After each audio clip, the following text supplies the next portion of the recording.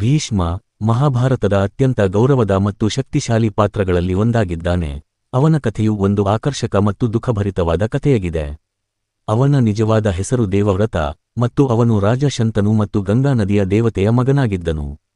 ಅವನ ಕಥೆ ಕರ್ತವ್ಯ, ಬಲಿದಾನ ಮತ್ತು ಗೌರವದ ವಿಷಯಗಳೊಂದಿಗೆ ಜೋಡಿತವಾಗಿದೆ. ಅವನ ಜನನ ಮತ್ತು ಬಾಲ್ಯ ಹೇಗಿತ್ತೆಂದರೆ, ದೇವವ್ರತ ರಾಜ ಶಂತನು ಮತ್ತು ಗಂಗಾ ದೇವತೆಯ ಪುತ್ರನು. ಗಂಗಾ ಅವಳ ಸ್ವಂತ ಅಂಜಲಿ ಕಾರಣಗಳಿಂದ ಪ್ರತಿಯೊಬ್ಬ ಮಗುವನ್ನೂ ಹುಟ್ಟಿದ ಮೇಲೆ ಮುಚ್ಚಿ ಹಾಕುತ್ತಿದ್ದಳು.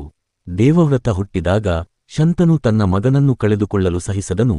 ಹಾಗಾಗಿ ಅವನು ಗಂಗಾಳಿಂದ ಕೇಳಿದನು, ನೀವು ಏಕೆ ಇದನ್ನು ಮಾಡುತ್ತಿದ್ದೀರಾ? ಗಂಗಾ ಹೇಳಿದಳು, ನಾನು ಒಂದು ಶಾಪದಿಂದ ಬಂಧಿತನಾಗಿದ್ದೇನೆ ಮತ್ತು ನನಗೆ ನನ್ನ ಮಕ್ಕಳನ್ನು ಹಾನಿ ಮಾಡಲು ಇಷ್ಟ ಇಲ್ಲ, ಆದರೆ ನಾನು ಶಾಪದ ನಿಯಮವನ್ನು ಪಾಲಿಸಬೇಕಾಗಿದೆ. ನಂತರ ಗಂಗಾ ತನ್ನ ಕರ್ತವ್ಯ ಪೂರ್ಣಗೊಳಿಸಿದ ಮೇಲೆ ದೇವವ್ರತನ್ನು ಹಿಮಾಲಯಗೆ ಕರೆದುಕೊಂಡು ಹೋಗಿ ಋಷಿಗಳ ನೆರವಿಗೆ ವಹಿಸಿದಳು.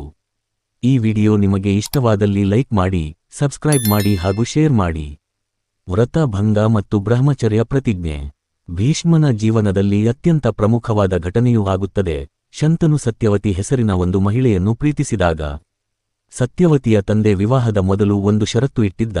ಅವನು ತನ್ನ ಮಗನಿಗೆ ಕೂರಿನ ಸಿಂಹಾಸನವನ್ನು ಒಪ್ಪಿಸಲು ಇಚ್ಛಿಸುವುದಿಲ್ಲ, ಆದರೆ ಸತ್ಯವತಿಯ ಮಗನು ಸಿಂಹಾಸನವನ್ನು ಆಳಬೇಕಾಗಿತ್ತು.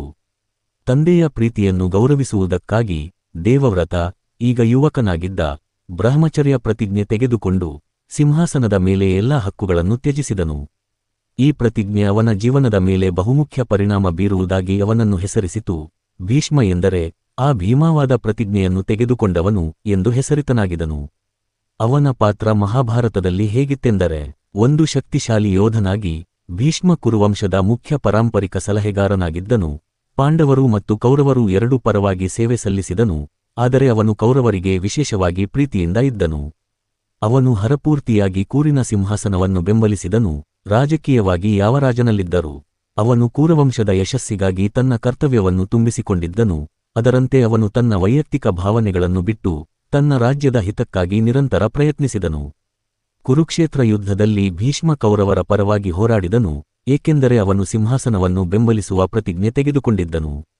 ಆದರೆ ಪಾಂಡವರು ಹಾಗೂ ಅವನ ಸಂಬಂಧವು ಸಂಕೀರ್ಣವಾಗಿತ್ತು, ಏಕೆಂದರೆ ಅವನು ಪಾಂಡವರನ್ನು ಬಾಲ್ಯದ ಸ್ನೇಹಿತರಂತೆ ತಿಳಿದಿದ್ದನು. ಭೀಷ್ಮನು ಯುದ್ಧವನ್ನು ಅಳವಡಿಸಿಕೊಂಡಿದ್ದನು ಮತ್ತು ಅಸಹಜವಾಗಿ ತನ್ನ ಸಂಬಂಧಿಕರು ಪರಸ್ಪರ ವಿರೋಧದಲ್ಲಿಯೂ ಹೋರಾಡುತ್ತಿದ್ದರು ಎಂದು ದುಃಖಿತರಾಗಿದ್ದನು.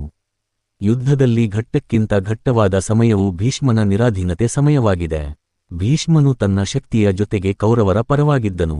ಅವನು ಆಕ್ರಮಿಸಲು ಸಾಧ್ಯವಿಲ್ಲದೆ ಬಲವಾಗಿ ಇದ್ದನು, ಏಕೆಂದರೆ ಅವನು ದೈವಿಕ ಆಶೀರ್ವಾದ ಹೊಂದಿದ್ದ. ಪಾಂಡವರು ಅವನನ್ನು ಸೋಲಿಸಲು ಪ್ರಯತ್ನಿಸಿದರು, ಆದರೆ ಅರ್ಜುನನು ಶ್ರೀಕೃಷ್ಣನ ಮಾರ್ಗದರ್ಶನದಲ್ಲಿ ಭೀಷ್ಮನ ಧಾರ್ಮಿಕ ಕಾನೂನನ್ನು ಹೇಗೆ ಉಲ್ಲಂಘಿಸಬಹುದೆಂದು ತಿಳಿದುಕೊಂಡು ಮಾತ್ರ ಜಯ ಸಾಧಿಸಿದನು. ಭೀಷ್ಮನು ತಮ್ಮ ಧಾರ್ಮಿಕ ನಿಯಮಗಳನ್ನು ಅನುಸರಿಸುತ್ತಿದ್ದರಿಂದ ಅವನು ಅರ್ಜುನನನ್ನು ಕೊಲ್ಲಲು ಇಚ್ಛಿಸುವುದಿಲ್ಲ. ತದನಂತರ ಅರ್ಜುನನು ತಂತ್ರಗಳನ್ನು ಬಳಸಿಕೊಂಡು ಭೀಷ್ಮನನ್ನು ಸೋಲಿಸಿದನು. ಭೀಷ್ಮನು ತನ್ನ ನಿರ್ಣಯವನ್ನು ಅರಿತುಕೊಂಡು ಶರಣಾಗತವಾಗಿ ಹಾರಿಸು ಹಾಗೂ ಶರೀ ಭೇದನೆಗಾಗಿ ಅರ್ಜುನನ ಬಾಣಗಳ ಮೂಲಕ ಗುಂಪುಗೊಂಡಿದ್ದನು. ಭೀಷ್ಮನು ಪ್ರಾಣಹೀನವಾಗಿದ್ದರೂ ಅವನು ತನ್ನ ಪ್ರಾಣಹೀನ ಸ್ಥಿತಿಯಲ್ಲಿಯೂ ಮಹತ್ವಪೂರ್ಣವಾದ ಬೋಧನೆಗಳನ್ನು ಕೊಟ್ಟನು. ಬಾಣಗಳ ಹಾಸಿಗೆಯಲ್ಲಿ ಅವನು ಯುದ್ಧಸ್ಥಿತಿಯ ಬಗ್ಗೆ ಯುಧಿಷ್ಠಿರನಿಗೆ ಪ್ರಾಥಮಿಕ ಬೋಧನೆಗಳನ್ನು ನೀಡಿದನು. ಅವನು ರಾಜಕೀಯ ಮತ್ತು ಧರ್ಮದ ಸಂಬಂಧವನ್ನು ವಿವರಣೆ ಮಾಡಿದ್ದನು. ಅವನ ಅಂತಿಮ ಮಾತುಗಳನ್ನು ಮಹಾಭಾರತದ ಪ್ರಮುಖ ಬೋಧನೆಗಳಾಗಿ ಪರಿಗಣಿಸಲಾಗುತ್ತದೆ.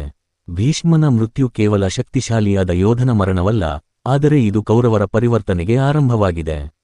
ಭೀಷ್ಮನು ಧರ್ಮ, ಬಲಿದಾನ ಮತ್ತು ಜ್ಞಾನವನ್ನು ಪ್ರತಿಬಿಂಬಿಸುವ ಒಂದು ರೂಪವಾಗಿದ್ದನು. ಅವನು ಯಾವಾಗಲೂ ತನ್ನ ತತ್ವಗಳನ್ನು ಪಾಲಿಸಿದನು.